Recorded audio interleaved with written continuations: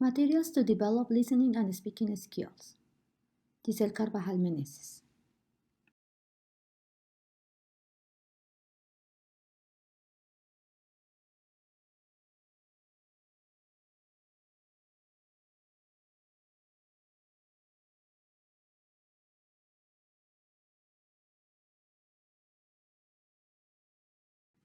Hi everybody, today I would like to talk about how you can improve your listening and speaking skills. And I would like to start with listening activity types. Well, the activity types should be based on the standards suggested by the American Council on the Teaching of Foreign Languages. And also, they're supposed to satisfy five main reasons: communication, cultures, connections, comparisons, and communities. And we can find seven subjects. The first one is listen to a conversation. This one can be from a textbook, broadcast, podcast, conference, or maybe guest speakers. Second, we have listen to teachers' prompts. Maybe it can be teachers' questions, games, or assignments directions. Also, podcasts and recorded audio materials. Then we have listened to a broadcast. This one can be radio, television, the news, or performance by applying web radio or podcast. Now we have listened to poem songs. We can find songs from web, podcast, or poems from CDs, also web. And we have listened to an audio recording. This one can be teachers made or students made. And this one can be also a web audio site or a podcast. Then we have listened to presentation. By using presentation software or maybe a video from YouTube or audio conference. And finally, we have listened to stories. We can have stories from audiobooks, CDs, web, or podcast. And remember, in conclusion, technology helps us to find all the learning styles and the learners interesting. Thanks to the web, we can find many activities where we can improve our listening skills. Only depends on practice and your motivation.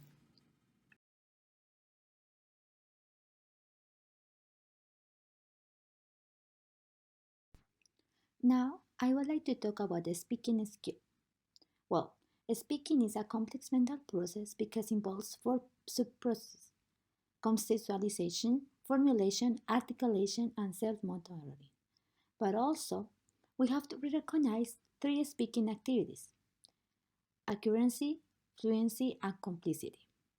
Understanding for accuracy, the way that you use grammar, pronunciation, or in other words, the correct use of the language.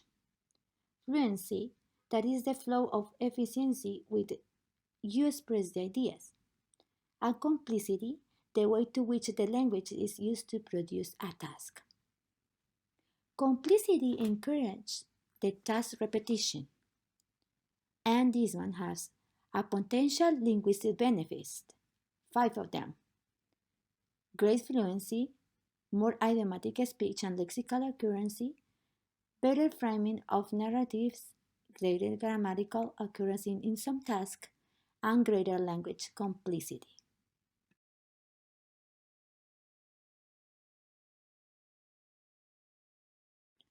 When we are talking about the speaking skills, we have to consider the affective of emotional factors because these ones can be a challenge for the learners in the classroom. Why? Because they are putting their personalities on show and maybe they can feel embarrassed by their peers.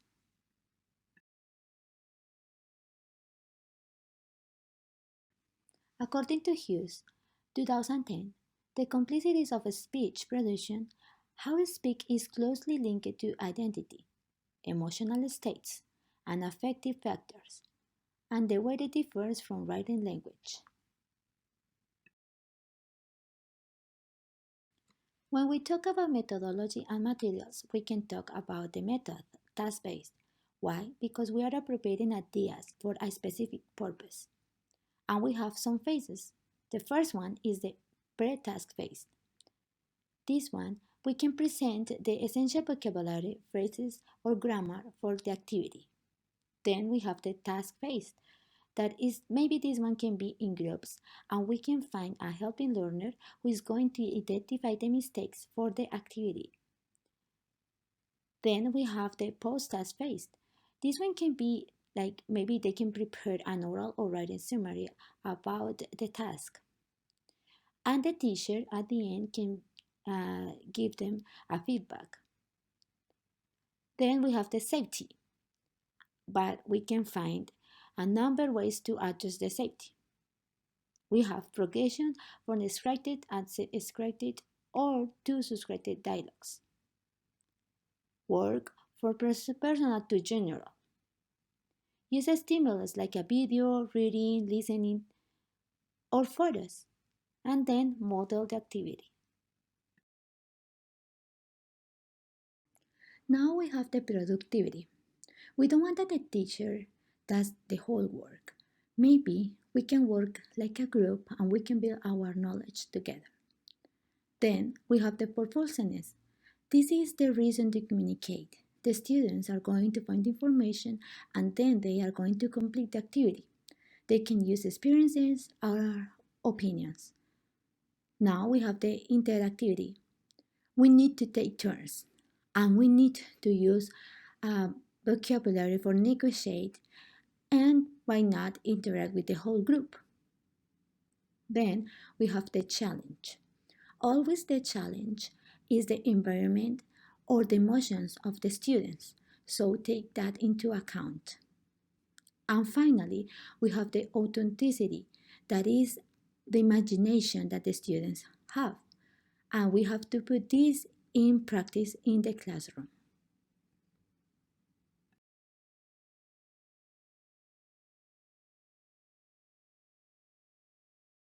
Conclusion.